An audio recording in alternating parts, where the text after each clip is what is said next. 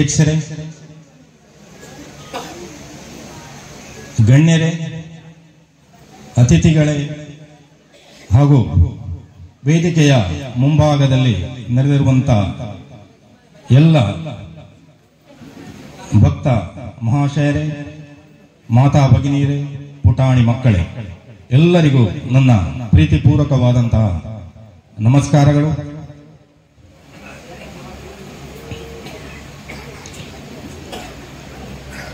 ಮೊತ್ತ ಮೊದಲಾಗಿ ನಾನು ಕಳೆದ 45 ವರ್ಷಗಳಿಂದ ಈ ಸಾರ್ವಜನಿಕ ಶ್ರೀ ಗಣೇಶೋತ್ಸವವನ್ನು ಹಲವಾರು ಸಂಘರ್ಷಗಳನ್ನು, ಸವಾಲುಗಳನ್ನು ಎದುರಿಸಿ ನಡೆಸಿಕೊಂಡು ಬಂದಂತಹ ಈ ಸಾರ್ವಜನಿಕ ಶ್ರೀ ಗಣೇಶೋತ್ಸವ ಸಮಿತಿ ಶಿವತೀರ್ಥ ಪದವು ಮುಳಿಂಜ ಇದರ ಹಿರಿಯ ಕಿರಿಯ ಎಲ್ಲ ಕಾರ್ಯಕರ್ತರನ್ನು ನಾನು ಅಭಿನಂದಿಸ್ತಾ ಇದ್ದೇನೆ. ಈ ಕಾರ್ಯಕ್ರಮಕ್ಕೆ ಸಂಬಂಧಪಟ್ಟು ಹೇಳುವುದಾದರೆ, ಈ ಸಾರ್ವಜನಿಕ ಶ್ರೀ ಗಣೇಶೋತ್ಸವ ಸಮಿತಿ ಶಿವತೀರ್ಥ ಪದವು ಮುಳಿಂಜ ಈ ಒಂದು ಸಂಸ್ಥೆಯ ಹೆಸರನ್ನು ನಾನು ಕಳೆದ ಹಲವಾರು ವರ್ಷಗಳಿಂದ ನಿರಂತರವಾಗಿ, ನಿರರ್ಗಳವಾಗಿ, ಬಾರಿ ಬಾರಿ ಪುನರಾವರ್ತಿಸಿದ ಕೆಲವಾರು ಉದ್ಘೋಷಕರಲ್ಲಿ ನಾನು ಕೂಡ ಒಬ್ಬ. ನಿಮಗೆ ಗೊತ್ತಿದೆ, ನಾನಿಂಥ ಹಲವಾರು ಕಾರ್ಯಕ್ರಮಗಳನ್ನು ಸಂಘಟಿಸುವಲ್ಲಿ ನೆರವು ನೀಡಿದ್ದೇನೆ. ಅದು ಸ್ವಾಗತ ಭಾಷಣ ಇರಬಹುದು, ನಿರೂಪಣೆ ಇರಬಹುದು, ಅಥವಾ ಧನ್ಯವಾದ ಸಮರ್ಪಣೆ, ವರದಿ ವಾಚನ ಎಲ್ಲ ಇರಬಹುದು. ಆದರೆ ಇವತ್ತು ನಾನು ಮೊದಲ ಬಾರಿ ಇಲ್ಲಿ ಅತಿಥಿಯಾಗಿ ನಾನು ಭಾಗವಹಿಸ್ತಾ ಇದ್ದೇನೆ. ಅಯ್ಯಪ್ಪ ಸೇವಾ ಸಮಿತಿಯ ಪ್ರಧಾನ ಕಾರ್ಯದರ್ಶಿ ಎಂಬ ನೆಲೆಯಿಂದ ಇಲ್ಲಿ ನನ್ನನ್ನು ಆಹ್ವಾನಿಸಿದ್ದಾರೆ.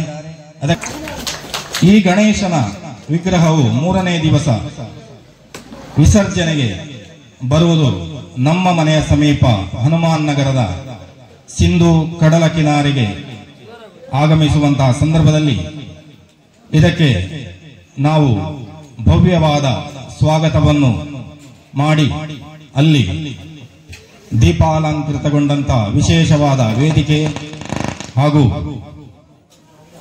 ಸಾರ್ವಜನಿಕರಿಗೆ ಮನೋರಂಜನೆಗಾಗಿ ಹಲವಾರು ಸ್ಪರ್ಧೆಗಳು ಮುಂತಾದವುಗಳನ್ನು ಏರ್ಪಡಿಸಿ ಅಲ್ಲಿ ಎಲ್ಲ ವ್ಯವಸ್ಥೆಯನ್ನು ಯಾವುದೇ ಪ್ರತಿಫಲಾಪೇಕ್ಷೆ ಇಲ್ಲದೆ, ಯಾರು ಕೂಡ ನಮ್ಮ ಹತ್ರ ಹೇಳದೆ, ಸ್ವಯಂ ಪ್ರೇರಣೆಯಿಂದ ಹಲವಾರು ವರ್ಷಗಳಿಂದ ನಾವು ವ್ಯವಸ್ಥಿತವಾಗಿ ಮಾಡ್ತಾ ನಮ್ಮ ಶ್ರೀ ಭಗವತಿ ಕೃಪಾ ವೀರಾಂಜನೇಯ ವ್ಯಾಯಾಮ ಶಾಲೆಯ ವತಿಯಿಂದ ನಾವು ಈ ವ್ಯವಸ್ಥೆಯನ್ನು ಮಾಡುತ್ತಾ ಬಂದಿದ್ದೇವೆ. 45 ವರ್ಷಗಳ ಹಿಂದೆ ಈ ಮೊದಲ ಈ ಗಣೇಶೋತ್ಸವ ಪ್ರಾರಂಭವಾಗುವ ಹೊತ್ತಿಗೆ ನನಗೆ ಕೇವಲ 5 ವರ್ಷ ಪ್ರಾಯ ಇರಬಹುದು. ಆಗ ನಾನು ಬಹುಶಃ 1ನೇ ತರಗತಿಯಲ್ಲಿ ಕಲಿಯುತ್ತಿರಬಹುದು. ನಿಮಗೆಲ್ಲ ಗೊತ್ತಿದ್ದ ಹಾಗೆ ಆಗ ಇಲ್ಲಿನ ಗಣಪತಿ ತುಂಬಾ ಚಿಕ್ಕದಾಗಿ, ಸುಂದರವಾಗಿ, ಒಂದು ಆಕರ್ಷಕವಾದ ಮಂಗಳಮೂರ್ತಿಯು ಅಲ್ಲಿ ವಿಸರ್ಜನೆಯ ಸಮಯದಲ್ಲಿ, ಸಂಜೆ ಸಮಯದಲ್ಲಿ ನಮ್ಮ ಆಗಿನ ಅಣ್ಣಂದಿರು, ಯುವಕರು ಆ ಗಣಪತಿಯ ಮೂರ್ತಿಯನ್ನು ತುಂಬಾ ದೂರದವರೆಗೆ ಸಮುದ್ರದಲ್ಲಿ ಈಜಿಕೊಂಡು ತಗೊಂಡು ಹೋಗಿ ಅಲ್ಲಿ ವಿಸರ್ಜನೆ ಮಾಡ್ತಾ ಇದ್ರು. ನನಗೆ ನೆನಪಿದೆ, ಆಗ ನಾನು ಕೂಡ ಅವರ ಹಿಂದೆ ನಾನು ಕೂಡ ಸುಮ್ಮನೆ ಅವರೊಟ್ಟಿಗೆ ಈಜಿಕೊಂಡು ಹೋಗ್ತಾ ಇದ್ದೆ. ಆ ಪೀಠವನ್ನು ಸ್ಪರ್ಶಿಸುವ ಭಾಗ್ಯ, ಆಮೇಲೆ ಗಣಪತಿ ವಿಸರ್ಜನೆ ಮಾಡಿದಂತ ಆ ಸ್ಥಳದಲ್ಲಿ ಅಲ್ಲಿ ಸಮುದ್ರದಲ್ಲಿ ಮುಳುಗಿ ಅಲ್ಲಿಂದ ಮರಳನ್ನು ತೆಗೆದು ಪುನಃ ಆ ಪೀಠದಲ್ಲಿ ಇರಿಸಿ ಸಮಿತಿಯವರಿಗೆ ಹಸ್ತಾಂತರ ಮಾಡುವಂತಹ ಕರ್ತವ್ಯ ನಮಗಿದೆ. ಇದನ್ನು ಆನಂತರ ನಾವು ನಿರಂತರವಾಗಿ ಈ 44 ವರ್ಷಗಳಿಂದಲೂ ಅದನ್ನು ಮಾಡುತ್ತಾ ಬಂದಿದ್ದೇವೆ, ಮಾಡ್ತಾ ಇದ್ದಾರೆ. ಆದ್ರಿಂದ ಅದಕ್ಕೆ ನಮ್ಮ ಕಡೆಯಿಂದ ನಾವು ಅವರ ಜೊತೆಗೆ ನೇರವಾಗಿ ಭಾಗವಹಿಸದಿದ್ದರೂ ನಮ್ಮ ಕೈಲಾಗುವ ಸಹಾಯವನ್ನು ಆ ಒಂದು ಹಿಂದುತ್ವಕ್ಕೆ ಸಂಬಂಧಪಟ್ಟ ಕಾರ್ಯಕ್ರಮ ಎಂಬುದಾಗಿ ನಾವು ಭಾವಿಸಿಕೊಂಡು ಇದನ್ನು ಮಾಡ್ತಾ ಇದ್ದೇವೆ. ನಮಗೆ ಗೊತ್ತಿದೆ, ಈ ಶ್ರೀ ಗಣೇಶ ವಿಸರ್ಜನಾ ಈ ಸಮಿತಿ ಹಲವಾರು ಇತಿಮಿತಿಗಳಲ್ಲಿ ಈ ಕಾರ್ಯಕ್ರಮಗಳನ್ನು ಮಾಡ್ತಾ ಇದೆ. ಪರಿಮಿತವಾದ ಕಾರ್ಯಕರ್ತರ ಸಹಕಾರ, ಪರಿಮಿತವಾದ ಸ್ಥಳಾವಕಾಶ, ಪರಿಮಿತವಾದ ಆರ್ಥಿಕ ಸಂಪನ್ಮೂಲ ಹಾಗೂ ಆದರೂ ಕೂಡ ಅದ್ದೂರಿಯಿಂದ ಈ ಕಾರ್ಯಕ್ರಮವನ್ನು ವೈಭವಪೂರ್ಣವಾಗಿ ಅವರು ಅಹರ್ನಿಸಿ ಶ್ರಮಿಸಿ ನಾನು ಕಣ್ಣಾರೆ ಕಂಡಿದ್ದೇನೆ. ಕೆಲವು ಕಾರ್ಯಕರ್ತರು ಹಗಲು ഇരുಳು ಈ ಕಾರ್ಯಕ್ರಮದ ಯಶಸ್ಸಿಗಾಗಿ ಶ್ರಮಿಸುವುದನ್ನು ಕಿರಿಯ ಕಾರ್ಯಕರ್ತರನ್ನು ಹಾಗೂ ಅವರ ಶ್ರಮವನ್ನು ನಾನು ಕಣ್ಣಾರೆ ಕಂಡವರಲ್ಲಿ ಒಬ್ಬ. ಈ ಕಾರ್ಯಕ್ರಮಕ್ಕೆ ಈಗ ಇವರ ಕೆಲಸಕ್ಕೆ ಬೆಂಗಾವಲಾಗಿ ನಿಂತಿರುವಂತಹ ಇದು ನಿರಂತರವಾಗಿ ಅವರಿಗೆ ಈ ಸಮಿತಿಗೆ ಎಲ್ಲರಿಂದ ಬೆಂಬಲ ಸಿಗಬೇಕು. ಯಾವುದೇ ಜಾತಿ ಮತ ಪಕ್ಷ ಪಂಥ ಭೇದವಿಲ್ಲದೆ, ಮೇಲು ಕೀಳು ಬಡವ ಬಲ್ಲಿದ ಭೇದವಿಲ್ಲದೆ ಎಲ್ಲರೂ ಕೂಡ ಈ ಸಮಿತಿಯೊಂದಿಗೆ ಶ್ರಮಿಸಿ ಈ ಕೇಂದ್ರವು ಈ ಸನ್ನಿಧಾನವು ಒಂದು ವರ್ಷ ಪೂರ್ತಿ ಚಟುವಟಿಕೆ ಇರುವಂತಹ ಒಂದು ಕಾರ್ಯಕ್ರಮ ಆಗಬೇಕು. ನಮ್ಮ ಈ ಕಾರ್ಯಕ್ರಮವನ್ನು ನಾವು ಅತ್ಯಂತ ಹೊಂದಾಣಿಕೆಯಿಂದ ಈ ಸಣ್ಣ ಸ್ಥಳದಲ್ಲಿ ನಡೆಸ್ತಾ ಇದ್ದೇವೆ. ಇದಕ್ಕೊಂದು ಶಾಶ್ವತವಾದ ಪರಿಹಾರ ನಾವೆಲ್ಲರೂ ಸೇರಿದರೆ ಭವಿಷ್ಯದಲ್ಲಿ ಆಗಬಹುದು ಎಂಬ ವಿಶ್ವಾಸ ನನಗೆ ಇದೆ. ಈ ಗಣೇಶೋತ್ಸವಕ್ಕೆ ಸಂಬಂಧಪಟ್ಟಂತೆ ನಮಗೆ ತುಂಬಾ ಅನುಭವವಿದೆ, ನಿಮಗೆಲ್ಲರಿಗೂ ಇದೆ. ತುಂಬಾ ಗಣೇಶನ ಮೂರ್ತಿಗಳನ್ನು ನೀವು ನೋಡಿರ್ಬೋದು, ತುಂಬಾ ಗಣೇಶೋತ್ಸವಗಳಲ್ಲಿ ಭಾಗವಹಿಸಿರ್ಬೋದು. ನೆಹರು ಮೈದಾನ ಹಿಂದೂ ಯುವ ಸೇನೆಯ ಗಣೇಶ ಇರ್ಬೋದು, ಸಂಘನಿಕೇತನದ ಗಣಪತಿ ಇರ್ಬೋದು. ಅದೇ ರೀತಿ ಮುಂಬೈಯಲ್ಲಿ ಸುಮಾರು 1 ತಿಂಗಳುಗಳ ಕಾಲ ನಡೆಯುವಂತಹ ಅತ್ಯಂತ ವಿಜೃಂಭಣೆಯ ಕಾರ್ಯಕ್ರಮ ಇರಬಹುದು. ಅದೆಲ್ಲ ನಾವು ನೋಡಿರ್ತೇವೆ. ನಾನು ಮುಂಬೈಯಲ್ಲಿ ಇರುವ ಸಂದರ್ಭದಲ್ಲಿ ಶಿವಾಜಿ ಪಾರ್ಕ್ನ ಬಳಿ ಸೂರ್ಯಾಸ್ತದಿಂದ ಮರುದಿನ ಸೂರ್ಯೋದಯವರೆಗೆ ನಿರಂತರ ಗಣೇಶ ವಿಸರ್ಜನೆಯ ಕಾರ್ಯಕ್ರಮವನ್ನು ನಾನು ರಾತ್ರಿ ಪೂರ್ತಿ ನೋಡಿದವ. ಅಲ್ಲಿನ ಒಂದು ವೈಶಿಷ್ಟ್ಯ, ವೈಭವ, ಶ್ರೀಮಂತಿಕೆ, ವ್ಯವಸ್ಥೆಗಳು ಅತ್ಯಂತ ಅಮೋಘವಾಗಿದೆ. ಆದರೆ ನಮಗೆ ನಮ್ಮ ಸಹಭಾಗಿತ್ವದಿಂದ ನಡೆಯುವ, ನಮ್ಮ ಸಹಕಾರದಿಂದ ನಡೆಯುವಂತಹ ಈ ಮುಣಿಂಜ ಶಿವತೀರ್ಥ ಪದವಿಯಲ್ಲಿ ನಡೆಯುವಂತಹ ಗಣೇಶೋತ್ಸವ ಏನಿದೆ ಅದೇ ನಮಗೆ ಅತ್ಯಂತ ಗೌಜಿ ಅಂತ ಅನಿಸುವುದು. ಇದು ನನ್ನ ಅನುಭವ. ನಮಗೆಲ್ಲ ಗೊತ್ತಿದೆ, ಅದು ಅಪ್ರಿಯ ಸತ್ಯವಾದರೂ ಇತಿಹಾಸವು ಈ ಜಗತ್ತಿನ ಅತ್ಯಂತ ದೊಡ್ಡ ನ್ಯಾಯಾಲಯ. ಇತಿಹಾಸಕ್ಕಿಂತ ದೊಡ್ಡ ನ್ಯಾಯಾಲಯ ಈ ಪ್ರಪಂಚದಲ್ಲಿ ಯಾವುದೂ ಇಲ್ಲ. ಅದು ಸುಪ್ರೀಂ ಕೋರ್ಟ್ ಹಾಗೆ ಹೇಳಿದೆ, ಹೈಕೋರ್ಟ್ ಹೀಗೆ ಹೇಳಿದೆ. ಚುನಾವಣೆಯಲ್ಲಿ ಯಾರು ಗೆದ್ದಿದ್ದಾರೆ, ಯಾರು ಸೋತಿದ್ದಾರೆ, ಯುದ್ಧದಲ್ಲಿ ಯಾರು ಗೆದ್ದಿದ್ದಾರೆ, ಸೋತಿದ್ದಾರೆ, ಅದೆಲ್ಲ ಆಗ್ತದೆ ಹೋಗ್ತದೆ. ಆದರೆ ಕಡೆಗೆ ಉಳಿಯುವುದು ಇತಿಹಾಸ ಮಾತ್ರ. ಆದರೆ ಒಂದು ವಿಷಯವನ್ನು ನಾವು ನೆನಪಿಡಬೇಕು, ಇತಿಹಾಸ ಯಾವಾಗಲೂ ಶಕ್ತಿಯ ಪಕ್ಷಪಾತಿ. ಇತಿಹಾಸ ಯಾವಾಗಲೂ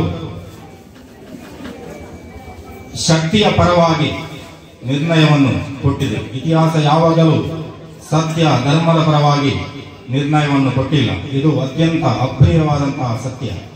ಆದ್ದರಿಂದ ಇತಿಹಾಸ ಒಂದು ವೇಳೆ ಧರ್ಮದ ಪರ, ನ್ಯಾಯದ ಪರ ಇರ್ತಿದ್ರೆ ನಮ್ಮ ದೇಶವನ್ನು ಮೊಘಲರು, ಸುಲ್ತಾನರು, ಗಜನಿ ಮೊಹಮ್ಮದ್, ಗೋರಿ ಮೊಹಮ್ಮದ್ ಅವರು ನಮ್ಮ ದೇಶಕ್ಕೆ ಆಕ್ರಮಣ ಮಾಡಿ ಹಿಂದೂಗಳ ನರಸಂಹಾರ ಮಾಡಿ, ರಕ್ತಪಾತ ಮಾಡಿ ಇಲ್ಲಿನ ದೇವಸ್ಥಾನ, ಮಠ ಮಂದಿರಗಳನ್ನು ಧ್ವಂಸ ಮಾಡುತ್ತಿರಲಿಲ್ಲ.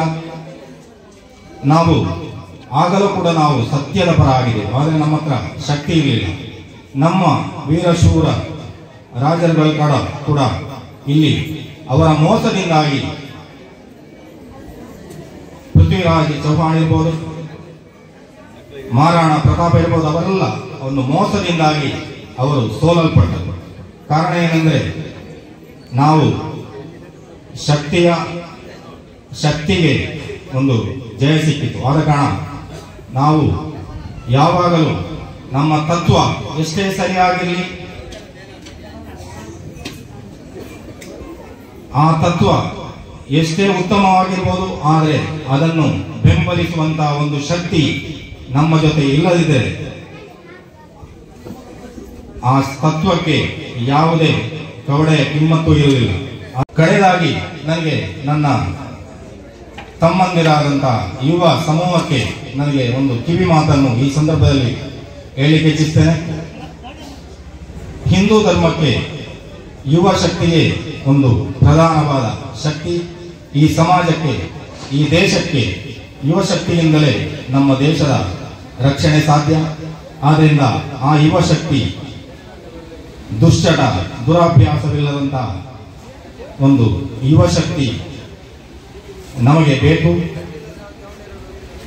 ನಮ್ಮ ಪ್ರಾಯ ಪ್ರಬುದ್ಧರಾದಂತಹ ಯುವಕರು ಯಾವುದೇ ಪಕ್ಷ, ಸಂಘಟನೆ, ಸಂಘ ಸಂಸ್ಥೆಗಳಲ್ಲಿ ಕೆಲಸ ಮಾಡಲಿ, ಆದರೆ ಅವರು ಮಾಡಲಿಕ್ಕೆ ಒಂದು ಉದ್ಯೋಗ ಅವರಿಗೆ ಇದೆಯಾ ಎಂಬುದು ಅತ್ಯಂತ ಅಗತ್ಯವಾಗಿದೆ. ಉದ್ಯೋಗಂ ಪುರುಷ ಲಕ್ಷಣ. ನಾವು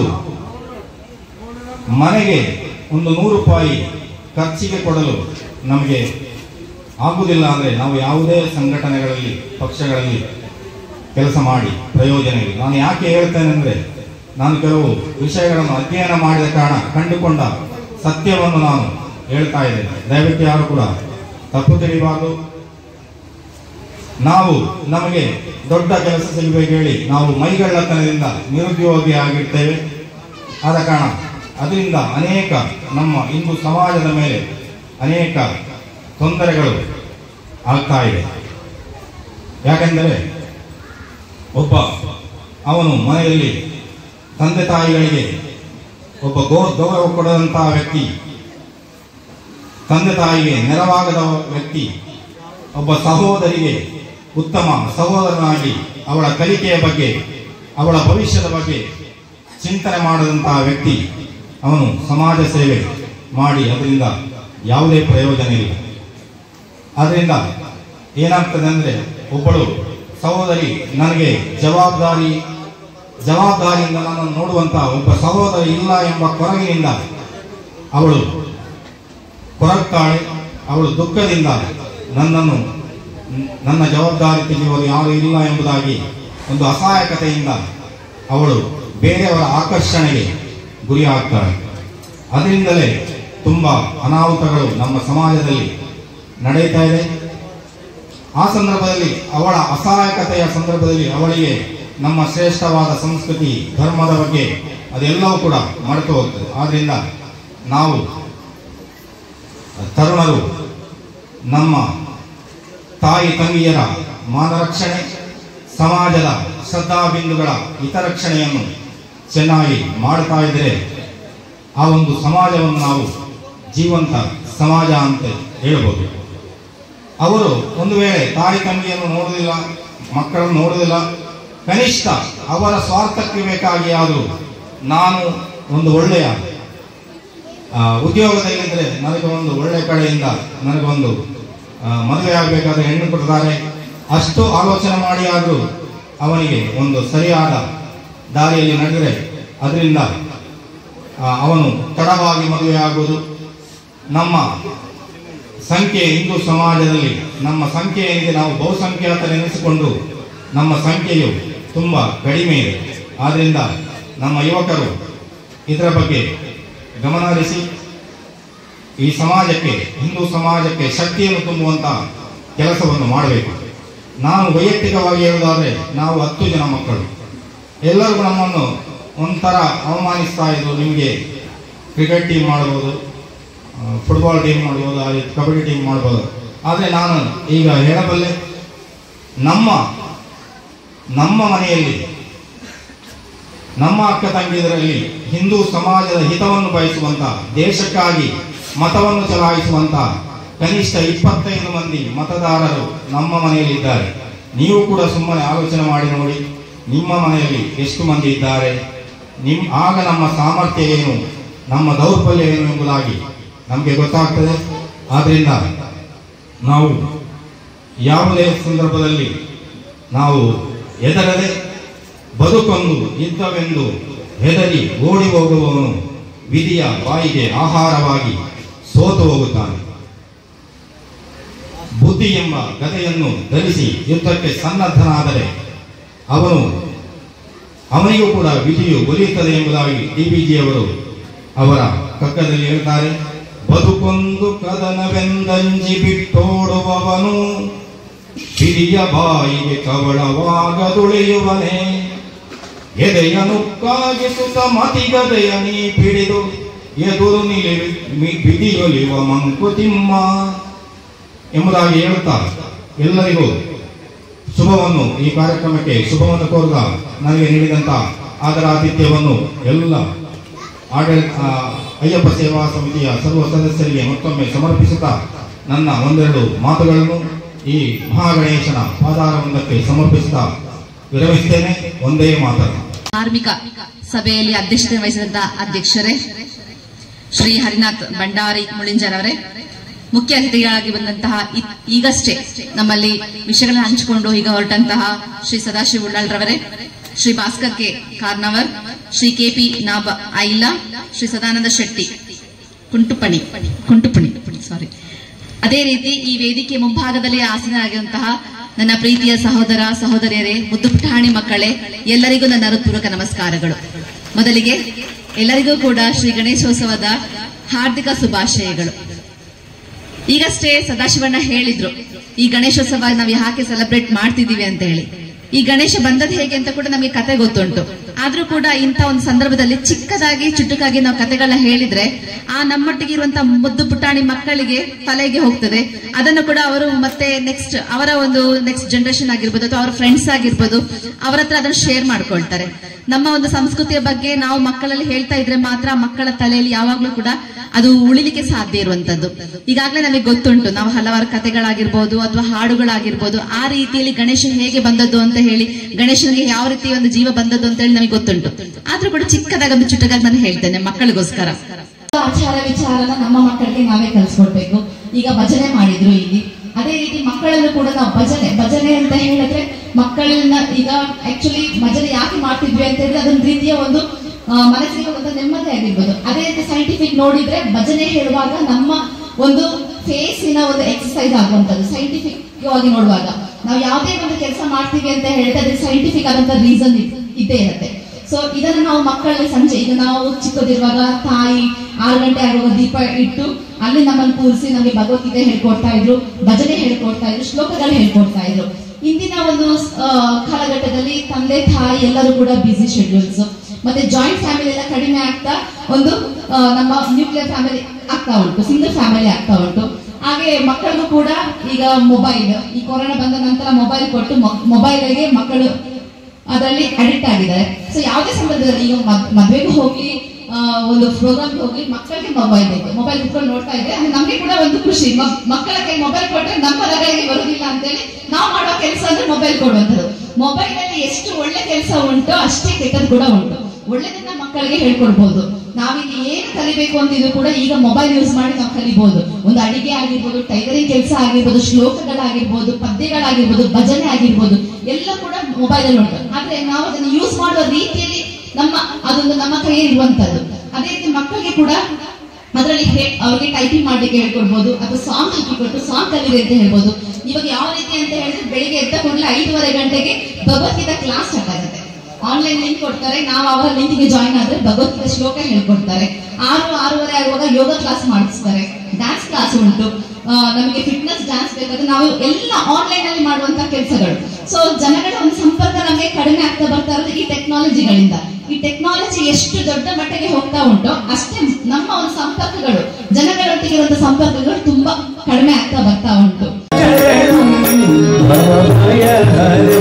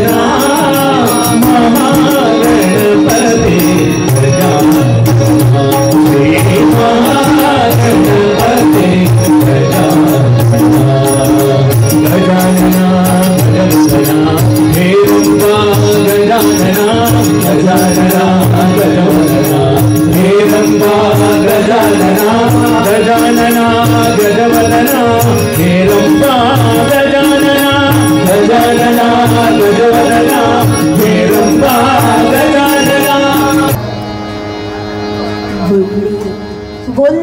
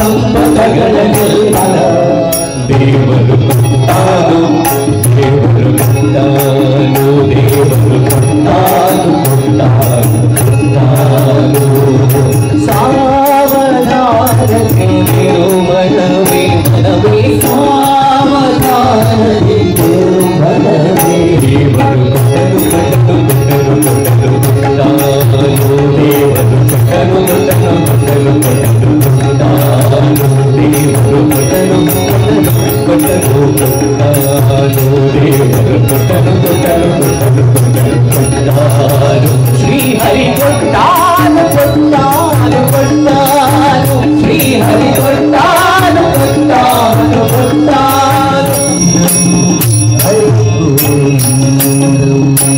ಗೋವಿಂದಂ ಹರಿ ಗೋಪಾಲ ಹರಿ ಗೋವಿಂದಂ ಹರಿ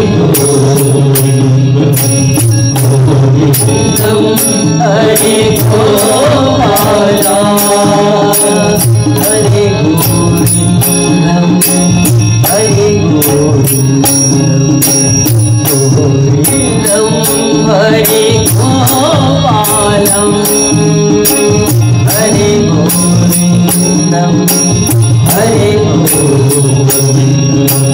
ಗೋವಿಂದಂ ಹರಿ ಗೋಪಾಲ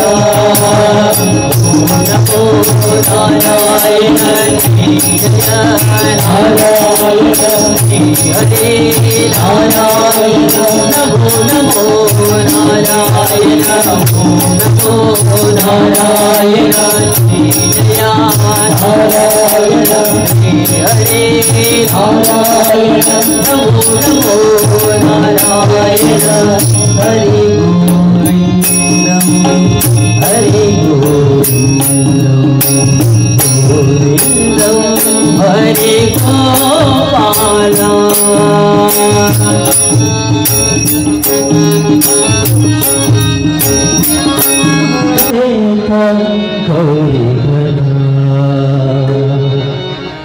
बाजे मृदंग तालवीरा मेरे नाचे कटोरी गजा बाजे मृदंग तालवीरा मेरे नाचे कटोरी गजा गणपति बप्पा मोरिया मंगल मूर्ति मोरिया गणपति बप्पा मोरिया मंगल मूर्ति मोरिया गणपति बप्पा मोरिया मंगल मूर्ति मोरिया गणपति बप्पा मोरिया मंगल मूर्ति मोरिया नाच नाच देगा चरना बाजे मृदंग तालवीरा मेरे नाचे तबूरा बाजे मृदंग तालवीरा मेरे नाचे तबूरा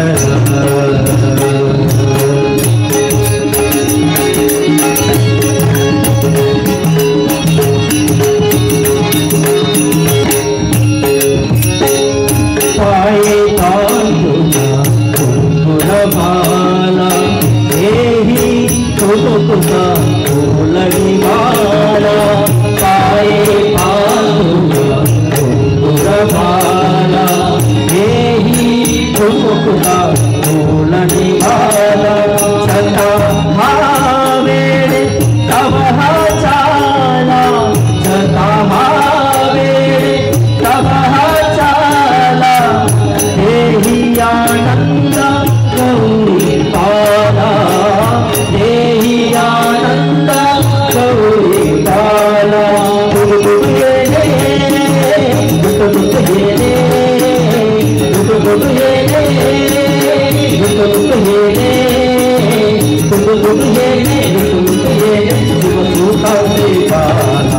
गणपति बप्पा मोरिया मंगल मूर्ति मोरिया गणपति बप्पा मोरिया मंगल मूर्ति मोरिया गणपति बप्पा मोरिया मंगल मूर्ति मोरिया गणपति बप्पा मोरिया मंगल मूर्ति मोरिया नाच नाच रे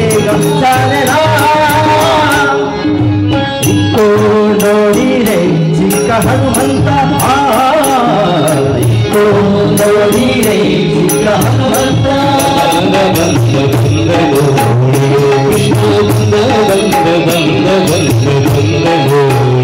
ಕೃಷ್ಣ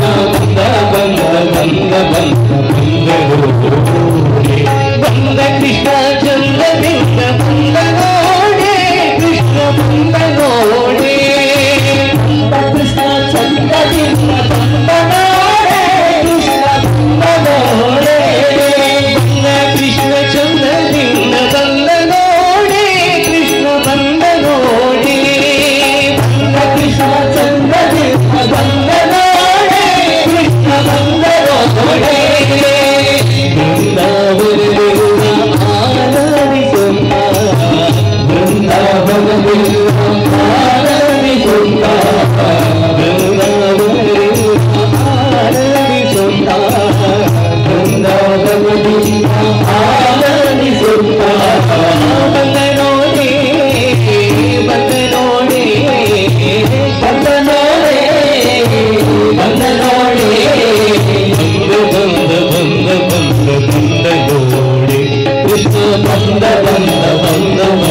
Thank